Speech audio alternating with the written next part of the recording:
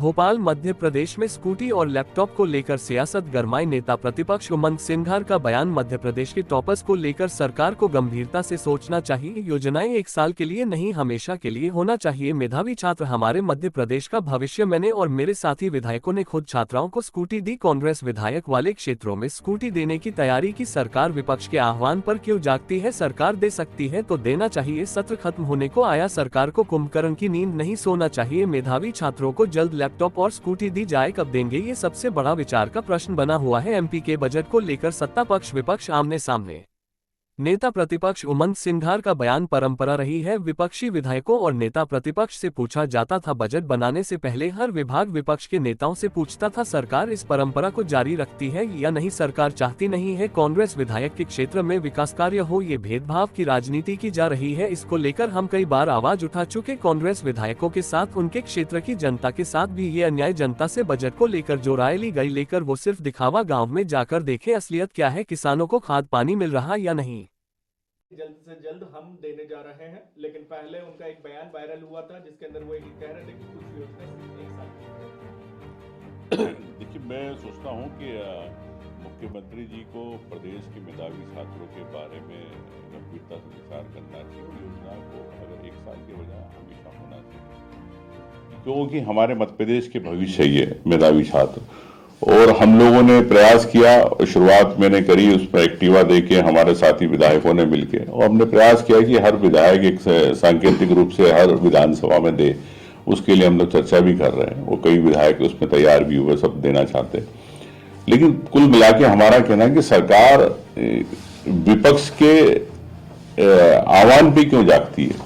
क्या सरकार के पास पैसा नहीं है? क्या सरकार दे नहीं सकती है? तो ये बताएं। अगर दे सकती है तो देना चाहिए। जब सत्र खत्म होना है, स्कूल अब परीक्षा का समय आ गया। अब जापान से मुख्यमंत्री जी कह रहे हैं कि हम स्कूटी और लैपटॉप देंगे, तो ऐसा नहीं कि हिंदुस्तान की धरती पर उतरते योजना खत्म हो जाए। तो मैं समझता हूं कि सरकार को कुंभकर्ण की नींद नहीं सोना चाहिए। इन प्रदेश के मेधावी छात्रों को तत्काल देना चाहिए। अब मुख्यमंत्री जी कब देंगे, अब ये तो एक बड़ा विचार का प्रश्न है। आने के बाद पता चलेगा। सर, जापान या नेता प्रतिपक्ष होने के नाते आपसे कोई राय मांगी सरकार ने कि बजट में हम किन चीजों को रखें, क्या करें क्या ना करें? देखिए, पहले ये सब व्यवस्थाएं थी। मैं समझता हूं कि कई सालों से ये परंपराएं चल रही थी, और हर विभाग चाहे नेता प्रतिपक्ष हो या विपक्ष के विधायकों से भी राय मशुरा होता था। लेकिन अब जो नई सरकार है, निरंकुश सरकार है, ये चाहती नहीं कि विकास कार्य कांग्रेस के क्षेत्र में हो। तो ये भेदभाव की नीति आप देख रहे हैं कि किस प्रकार से हम लोग इस बात के लिए कई बार लड़ भी चुके, अपनी बात भी कर चुके, लेकिन सरकार अनसुनी करती है। तो मैं सोचता हूँ विधायकों का नहीं, महत्वपूर्ण वहाँ की जनता के साथ अन्याय कर रही है भारतीय जनता पार्टी। आपकी राय ली जाए, आप ये चाहते हैं विपक्ष की सरकार? मैंने आपसे कहा कि परंपराएं रही है, और हर हाँ, तो अब माननीय मुख्यमंत्री जी उस परंपरा को निरंतर रखना चाहते हैं कि खत्म करना चाहते हैं, तो मुख्यमंत्री बताएं। नहीं सर, बात यह है कि सरकार ये कह रही है कि हम तो आम लोगों से सुझाव ले रहे हैं, हम तो विषय विशेषज्ञों से भी सुझाव ले रहे हैं। कार्यक्रम किया गया भोपाल में, आम लोग में विपक्ष भी आ सकता है। एक बहुत महत्वपूर्ण भूमिका भी विपक्ष की है। तो फिर आपसे सलाह क्यों नहीं ली जा रही है आप एक नेता प्रतिपक्ष के तौर पर? देखिए, मैं सोचता हूँ कि विधानसभा जनता के चुने हुए जनप्रतिनिधि होते हैं, और वहाँ वो एक ऐसा मंच है जहाँ से आम जनता की आवाज़ सरकार तक पहुँचती है विपक्ष के हिसाब से।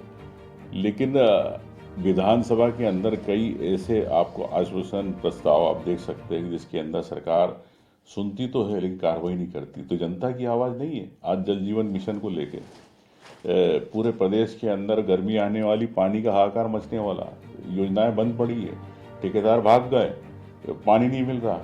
सरकार को पता है, सरकार जांच कराना चाहती है, लेकिन सरकार आम जनता के लिए कहाँ सुनना चाहती है। तो ये सरकार में को लगता है कि आम जनता से बहुत दूर है। सर, क्या है, फैक्ट्री पकड़ाई है, उससे पहले भी पकड़ाई है, एक के बाद एक, खासकर मालवा तो ऐसा लग रहा है मालवा निमाड़ गढ़ बन चुका है ड्रग्स का। मैं समझता हूं कि अब मुख्यमंत्री जापान घूमेंगे तो गृह विभाग की स्थिति क्या होगी आप समझ सकते हैं। तो सरकार और मुख्यमंत्री को तत्काल अपने विभाग की समीक्षा करके, और जो इस प्रकार की अवैध गतिविधि प्रदेश में चल रही है, और इसमें नशीले पदार्थ में युवा जो रहते हैं उन पर प्रभाव पड़ता है, तो मैं समझता हूँ तत्काल सरकार को इस पर कार्रवाई करना चाहिए गंभीरता के साथ। महीने के नहीं मिले तो कुछ फिर मिले, अभी 2 महीने के फिर रुके हुए हैं। किराए अब देखिए, अब आप पता है कि आंगनवाड़ी कार्यकर्ता एक छोटी परिवार से रहते हैं, लोग संघर्ष करके आंगनवाड़ी कार्यकर्ता बनते हैं, तो अगर उनके परिवार के अगर बारे में नहीं सोचती तो महिला के बारे में सरकार कैसे सोचती है, एक विचारणीय प्रश्न है।